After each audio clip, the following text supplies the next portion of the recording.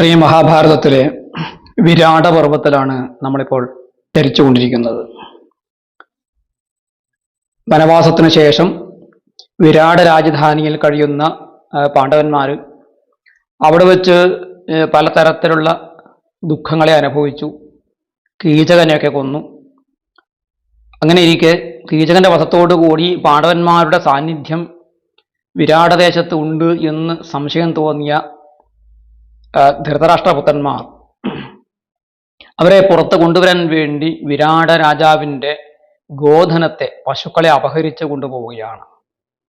ആ ഗോധനത്തെ തിരിച്ചു കൊണ്ടുവരാൻ വേണ്ടി പാണ്ഡവന്മാർ തന്നെ യുദ്ധം ചെയ്ത് കൗരവപ്പടയെ തോൽപ്പിച്ച്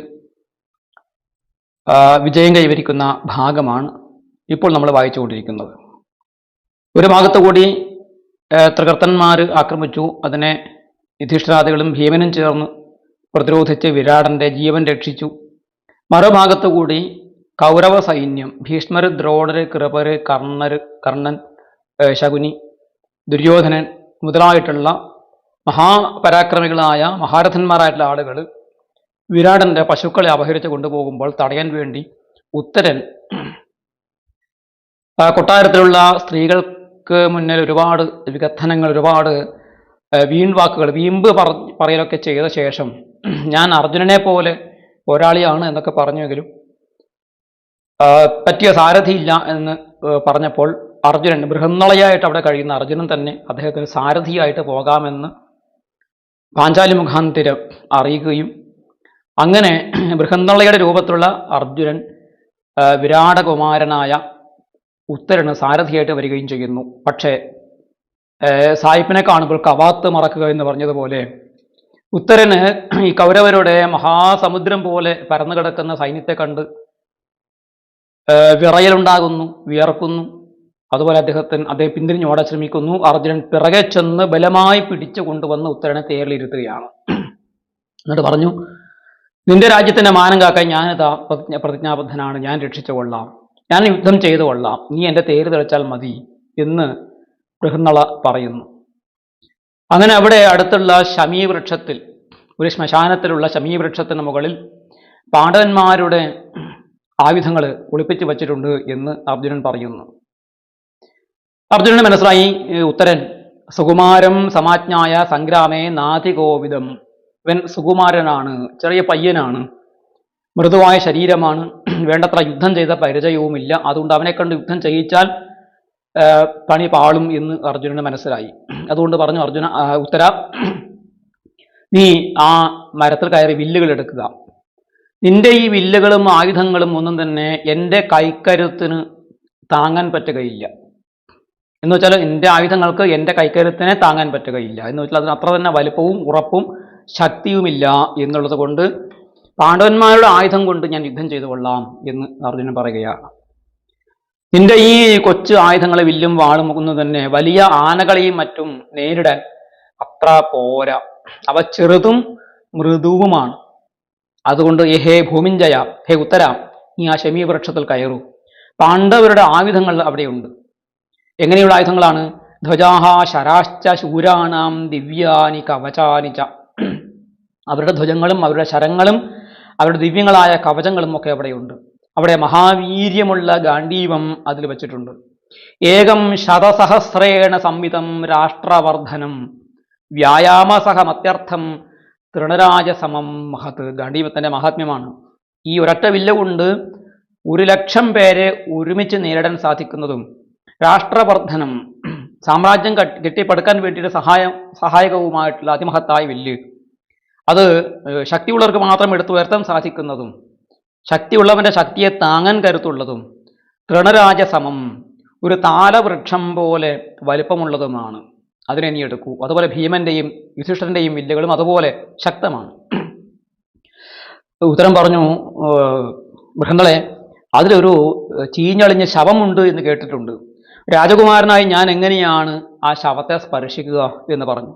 അർജുനൻ ചിരിച്ചുകൊണ്ട് പറഞ്ഞു, അല്ലെ ഉത്തര, ആ ദിവ്യമായ ധനുസ്സുകൾ സ്പർശിച്ചാൽ തന്നെ നിന്റെ ശരീരവും മനസ്സും ശുദ്ധമാകും. നീ ഭയക്കേണ്ടതില്ല. അവിടെ ഇപ്പോൾ ആ ശവം ഇല്ല എന്നല്ല, നിന്നെ പോലെയുള്ള ഒരു രാജകുമാരനെ കൊണ്ട് ഞാൻ നിന്ദ്യമായ ഒരു കർമ്മം ചെയ്യിക്കുമോ കുമാര? എന്ന് അർജുനൻ സ്നേഹപൂർവ്വം പറഞ്ഞു. നിവൃത്തികേട് കൊണ്ട് ഭയചകിതനായ ഉത്തരൻ ആ ശമീ വൃക്ഷത്തിൽ കയറി. അർജുനൻ താഴെ നിന്ന് നിർദ്ദേശം കൊടുത്തു, അതാ ആ വൃക്ഷത്തിൻ്റെ ഏറ്റവും അഗ്രത്തിലാണ് ആയുധങ്ങൾ വെച്ചിട്ടുള്ളത്, നീ വേഗം നോക്കൂ എന്ന് പറഞ്ഞു. അവിടെ ഇലകൾ മൂടിയ നിലയിൽ മഹത്തായ അതിഗംഭീരമായ വില്ലുകൾ കണ്ടു. ആ ഇലകളൊക്കെ നീക്കിയപ്പോൾ അതിൽ ഗാണ്ഡീവം, അതിമഹത്തായ ഗാണ്ഡീവവും മറ്റ് 4 ധനുസ്സുകളും കണ്ടു. ദിവ്യപ്രഭയോട് കൂടിയിട്ടുള്ളവയായിരുന്നു. ഉദയസൂര്യൻ്റെ പ്രഭയോട് കൂടിയിട്ടുള്ള ആയുധങ്ങളെ കണ്ട് ഉത്തരൻ വീണ്ടും ചകിതനായി മാറി, ഭയന്ന് വിറച്ചു പോവുകയും ശരീരത്തിൽ രോമാഞ്ചമുണ്ടാവുകയും വിശാലമായ സർപ്പങ്ങളെപ്പോലെ നിലനിൽക്കുന്ന ആ വില്ലുകളെ കണ്ട് അത്യത്ഭുതം കൂറുകയും ചെയ്തു. ഉത്തരൻ പറഞ്ഞു, ഹേ ബൃഹന്നളെ, 100 കണക്കിന് സ്വർണ്ണ ബിന്ദുക്കൾ പതിപ്പിച്ച 1000 കോടി സ്വർണത്തിൻ്റെ തിളക്കമുള്ള ഈ വില്ല് ആരുടേതാണ്? അതുപോലെ ഈ സ്വർണത്തിൻ്റെ ആനകൾ പതിച്ചതായ ഈ മഹത്തായ വില്ല് ആരുടേതാണ്? ഇന്ദ്രഗോപം എന്ന് പറയുന്ന ചുവന്ന ജീവിയുണ്ട്. ആ ഇന്ദ്രഗോപം എന്ന ജീവിയുടെ ആകൃതിയിൽ പതിപ്പിച്ചെടുത്തിരിക്കുന്ന ഈ വില്ല് ആരുടേതാണ്? സൂര്യ സൗവർണ ശോഭ, സൂര്യൻ്റെയും സ്വർണത്തിൻ്റെയും ശോഭയോട് കൂടിയിട്ടുള്ള ഈ വില്ല് ആരുടേതാണ്? സ്വർണശലഭങ്ങളെ പതിപ്പിച്ചതായ ഈ വില്ല് ആരുടേതാണ് എന്നൊക്കെ അദ്ദേഹം ചോദിച്ചു.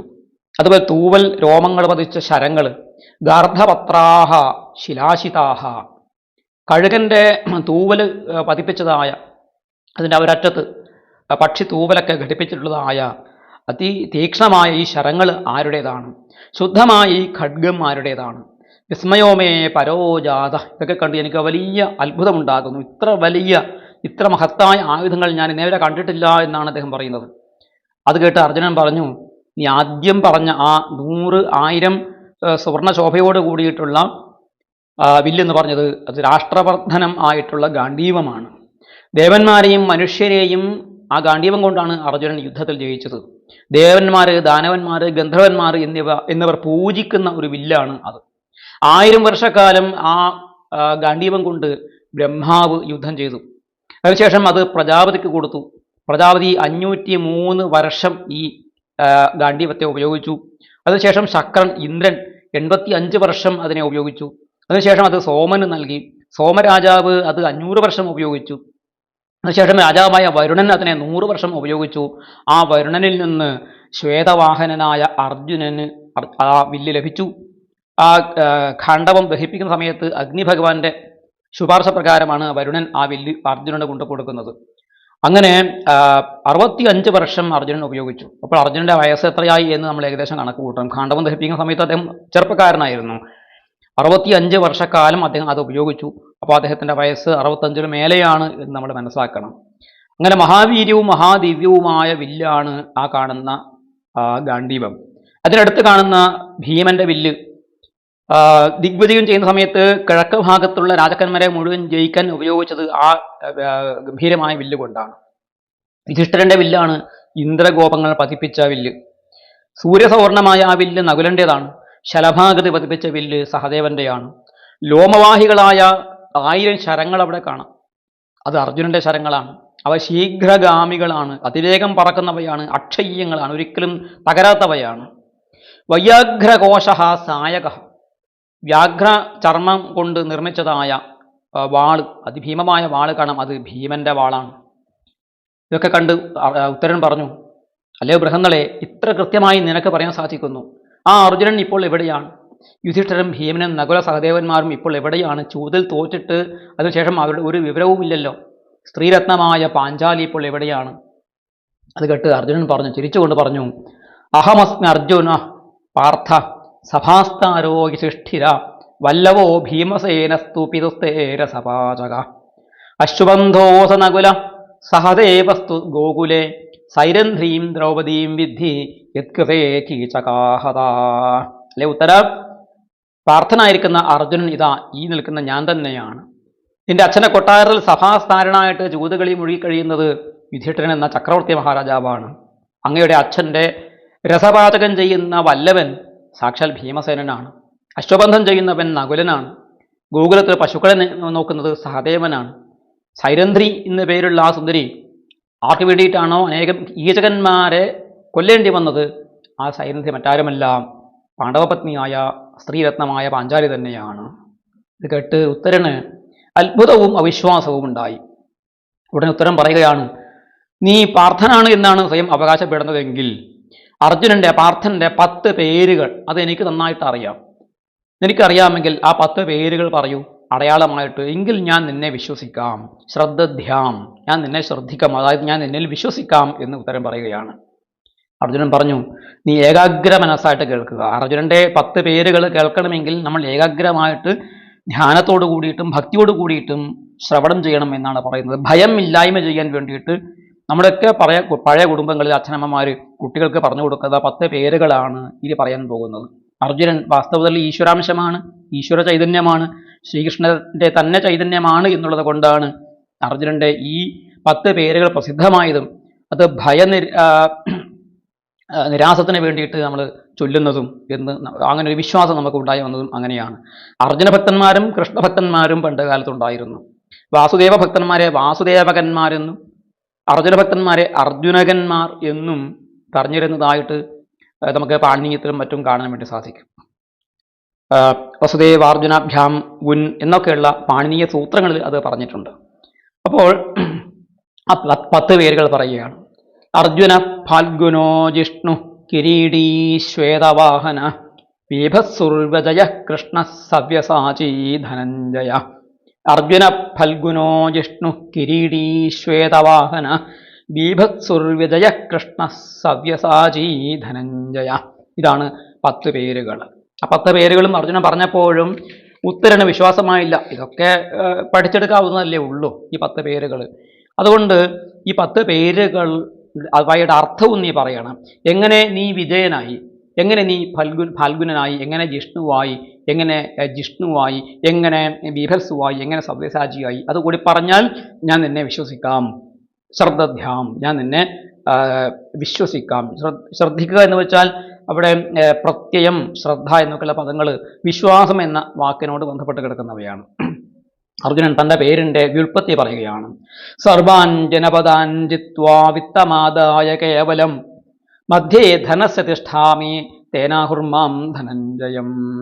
സകല രാഷ്ട്രങ്ങളെയും ജയിച്ചിട്ട് അവരിൽ നിന്നും വിത്തം ധനത്തെ കവർന്നെടുത്ത് ആ ധനമധ്യത്തിൽ ഞാൻ നിൽക്കുന്നത് കൊണ്ടാണ് എന്നെ ധനഞ്ജയൻ എന്ന് വിളിക്കുന്നത്. അതെൻ്റെ പൗരുഷത്തിൻ്റെ പ്രതീകമാണ്. അഭിപ്രയാമി സംഗ്രാമി യദഹം യുദ്ധദുർമദാൻ നാജിത്വാ വിനിവർത്താമി തേനമാം വിജയം വിദു. ഞാൻ ഒരു യുദ്ധത്തിന് ഇറങ്ങി പുറപ്പെട്ടു കഴിഞ്ഞാൽ യുദ്ധദുർമദന്മാരായിട്ടുള്ള രാജാക്കന്മാരെ മുഴുവൻ ജയിക്കാതെ ഞാൻ മടങ്ങി വരാറില്ല. അതുകൊണ്ടാണ് എൻ്റെ പേര് വിജയൻ എന്ന് വന്നു ചേർന്നത്. പിന്നെ എനിക്ക് ശ്വേതവർണ്ണമുള്ള വെളുപ്പ് നിറമുള്ള കുതിരകളെയാണ് ഞാൻ യുദ്ധത്തിൽ ഉപയോഗിക്കാറുള്ളത് എന്നുള്ളത് കൊണ്ടാണ് എനിക്ക് ശ്വേതവാഹനൻ എന്ന പേര് വന്നത്. പിന്നെ ഫാൽഗുനൻ എന്ന പേര്. ഉത്തരാഭ്യാം ഫാൽഗുനീഭ്യാം നക്ഷത്രാഭ്യാമഹം ദിവ ജാതോ ഹിമവതപൃഷ്ഠേ തേനമാം ഫാൽഗുനം വിദു.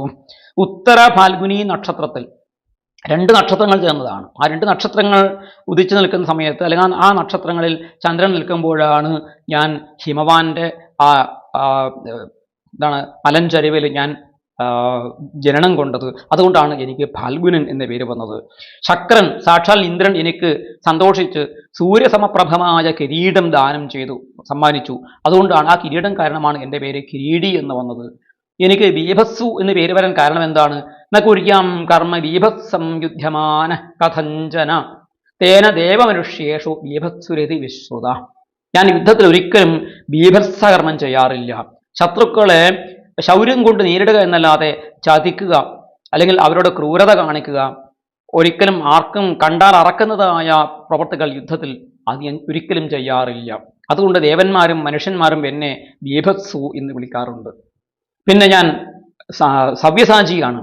ഇടത് കൈകളും കടിക്കൈയും വലത് കൈ 2 കൈകളും എനിക്ക് ദക്ഷിണവും, 2 കൈകളും എനിക്ക് സമർത്ഥമാണ്. ഗാണ്ഡീവം വികർഷണം ചെയ്യാൻ ഈ 2 കൈ കൊണ്ടും എനിക്ക് സാധിക്കുമെന്നുള്ളത് കൊണ്ടാണ് ദേവന്മാരും മനുഷ്യന്മാരും ഒക്കെ എന്നെ സവ്യസാചി എന്ന് വിളിക്കുന്നത്. പൃഥിവ്യാം ചതുരന്തായം വർണ്ണോമേ ദുർലഭസമ കരോമി കർമ്മ ശുക്ലം ച തസ്മാൻ മാം അർജുനം വിദു.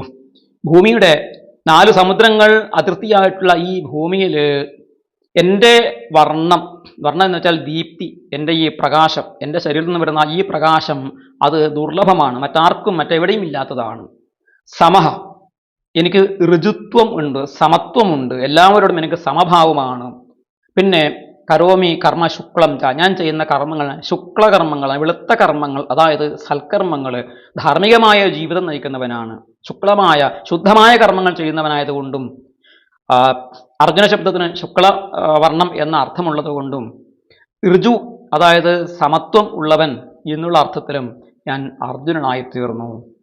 പിന്നെ ജിഷ്ണു എന്ന പേര്, അഹം ദുരാപോ ദുർധർഷോ ദമന പാകശാസനി, എന്നെ ആർക്കും യുദ്ധത്തിൽ കീഴടക്കാൻ പറ്റില്ല, പിടിക്കാൻ പറ്റില്ല, പിടിച്ചു നിർത്താൻ പറ്റില്ല, തോൽപ്പിക്കാൻ പറ്റില്ല, ആക്രമിക്കാൻ പറ്റില്ല എന്നുള്ളത് കൊണ്ട് ഞാൻ എല്ലാവരെയും ദമനം ചെയ്യുന്നവനും പാകശാസ ഇന്ദ്രന്റെ പുത്രനുമായതുകൊണ്ട് എനിക്ക് ജിഷ്ണു ജയം ശീലമുള്ളവൻ എന്നുള്ള ആ പേര് വന്നു. ഇനി കൃഷ്ണൻ എന്ന പേരാണ്. കൃഷ്ണ ഇത്യേവ ദശമം നാമചക്രേ പിതാമമ കൃഷ്ണാവതാതസ്യ തതഃ പ്രിയത്വാത് ബാലകസ്യ വൈ. 10ാമതായിട്ട് എനിക്ക് കൃഷ്ണൻ എന്ന പേര് എൻ്റെ അച്ഛൻ സ്നേഹപൂർവ്വം എന്നോടുള്ള പ്രിയത്വം കൊണ്ട് എനിക്ക് നൽകിയതാണ്. എൻ്റെ നിറം കൃഷ്ണാവതാതമായ നിറമാണ്. കൃഷ്ണവർണ്ണവും കറുപ്പ് നിറവും വെളുപ്പ് നിറവും ഇടകലർന്ന എൻ്റെ ഈ നിറം കണ്ടിട്ട് സ്നേഹത്തോടു കൂടി അച്ഛൻ എനിക്ക് ഇട്ട പേരാണ് കൃഷ്ണൻ എന്നുള്ള പേര്. അങ്ങനെ എൻ്റെ 10 പേരുകളാണ് ഈ എൻ്റെ സ്വഭാവം കൊണ്ടും രൂപം കൊണ്ടുമാണ് അത് വന്നു ചേർന്നത് എന്ന് പറഞ്ഞു. അത് കേട്ട് ഉത്തരൻ അത്ഭുതത്തോടുകൂടി ഭക്തിയോടുകൂടി ഈ അർജുനനെ അഭിവാദനം ചെയ്യുകയാണ് വൈദികമായ രീതിയിൽ. തതസ്സ പാർത്ഥം വൈരാടിരഭ്യപാതക അന്തികാൽ അഹം ഭൂമിഞ്ജയോ നാംനാഹമപി ചോത്തര. ഒരാളെ നമസ്കരിക്കുന്ന സമയത്ത് അഭിവാദയെ എന്ന് പറഞ്ഞ് തൻ്റെ പേര് പറഞ്ഞ് നാംന അഹം അസ്മി ഭോ എന്ന് പറഞ്ഞ് നമസ്കരിക്കണമെന്നാണ്. അപ്പം ഞാനാണ് നമസ്കരിക്കുന്നതെങ്കിൽ അഭിവാദയെ ഈശ്വര ശർമ്മ നാമാഹം അസ്മി ഭോഹോ എന്ന് പറഞ്ഞുകൊണ്ട് നമസ്കരിക്കണമെന്നാണ്. അപ്പോൾ ആരെയാണ് നമസ്കരിക്കുന്നത്? അയാൾ സ്വസ്തി ആഷ്മൻ ഭവ സൗമ്യ ഈശ്വര ശർമാൻ എന്ന് പറഞ്ഞുകൊണ്ട് വൈദിക രീതിയിൽ ആശീർവാദം ചൊരിയുന്ന രീതിയുണ്ട്. അതേ രീതി അദ്ദേഹം അഭിവാദ്യം ചെയ്തു. അഹം ഭൂമിഞ്ജയോ നാംനാഹമപി ചോത്തര. ഭൂമിഞ്ജയൻ എന്നും ഉത്തരൻ എന്നും പേരുള്ളവനായ ഞാൻ അങ്ങയെ അഭിവാദ്യം ചെയ്യുന്നു എന്ന് പറഞ്ഞ് ചിട്ടയോട് കൂടിയിട്ട് ഉപചാരപൂർവകമായിട്ട് അർജുനനെ അദ്ദേഹം അഭിവാദ്യം ചെയ്തു, നമസ്കരിച്ചു. എന്നിട്ട് പറഞ്ഞു, ദിഷ്ട്യാ ത്വാം പാർത്ഥ പശ്യാമി സ്വാഗതം തേ ധനഞ്ജയ ലോഹിതാക്ഷ മഹാബാഹോ നാഗരാജകരോപമ. വളരെ ഭക്തിയോടുകൂടി ആദരവോടുകൂടി പറയുകയാണ്, ഭാഗ്യത്താലാണ് പാർത്ഥ എനിക്ക് അങ്ങയെ കാണാൻ സാധിച്ചത്, അങ്ങക്ക് സ്വാഗതം. അങ്ങയെ ലോഹിതാക്ഷ എന്ന് അർജുനനെ വിളിക്കുകയാണ്, ചുവന്ന കണ്ണുള്ളവൻ. ലോഹിതാക്ഷൻ എന്നൊരു പേര് കൂടി ഉത്തരം നൽകുകയാണ്. അല്ലയോ വലിയ കൈയുള്ളവനെ, നാഗരാജാവിനെ പോലെ വലിയ ശക്തമായ കൈകളോട് കൂടിയിട്ടുള്ള അർജുന, അങ്ങയെ കാണാൻ സാധിച്ചത് പരമഭാഗ്യമാണ്. അജ്ഞാനം കൊണ്ട് ഞാൻ അങ്ങയോട് പലതരം പ്രമാദങ്ങൾ ചെയ്തു, കുറ്റം ചെയ്തു, നിന്ദിച്ചു. അതൊക്കെ അങ്ങ് എൻ്റെ ദുർവാക്കുകളെ അങ്ങ് പൊറുക്കണം. അത്ഭുത കർമ്മങ്ങൾ ചെയ്ത മഹാപരാക്രമിയായി അങ്ങയെ കണ്ടതോടുകൂടി എൻ്റെ ഭയം പൂർണ്ണമായിട്ടും മാറി. അങ്ങയിൽ എനിക്ക് പരമപ്രീതി ഉണ്ടായിരിക്കുന്നു. ദാസോഹം തേ ഭവിഷ്യാമി പശ്യമാം അനുകമ്പയാ. ഞാൻ ഇനി മുതൽ അങ്ങയുടെ ദാസനാണ്, അങ്ങ് എന്നെ അനുകമ്പയോടുകൂടി കാണണം. എനിക്ക് അങ്ങയുടെ സാരഥ്യം ചെയ്യാൻ തേരോടിക്കാൻ സാധിച്ചത് ജീവിതത്തിൻ്റെ പരമ സൗഭാഗ്യമായിട്ട് കരുതുന്നു എന്ന് പറഞ്ഞ് അർജുനനെ വീണ്ടും വീണ്ടും നമസ്കരിച്ചു ഉത്തരൻ. തുടർന്ന് ഉത്തരൻ്റെ സാരഥ്യത്തിൽ അർജുനൻ എങ്ങനെയാണ് കൗരവപ്പടയെ നേരിട്ടത്, രോമാഞ്ചപൂർണമായിട്ടുള്ള ഒരു യുദ്ധമാണ് പിന്നീട് അവിടെ നടക്കുന്നത്. അത് കുരുക്ഷേത്രത്തിൽ നടക്കാൻ പോകുന്ന മഹത്തായ മഹാഭാരത യുദ്ധത്തിൻ്റെ ഒരു മിനിയേച്ചർ, ഒരു ചെറിയ റിഹേഴ്സൽ പോലെയാണ് അത് നമ്മൾ കാണേണ്ടത്. അതിൽ അർജുനന്റെ പരാക്രമം എത്രയാണ്, എന്താണ് കുരുക്കൾക്ക് സംഭവിച്ചത് എന്ന കാര്യവും തുടർന്ന് നമുക്ക് കാണാം.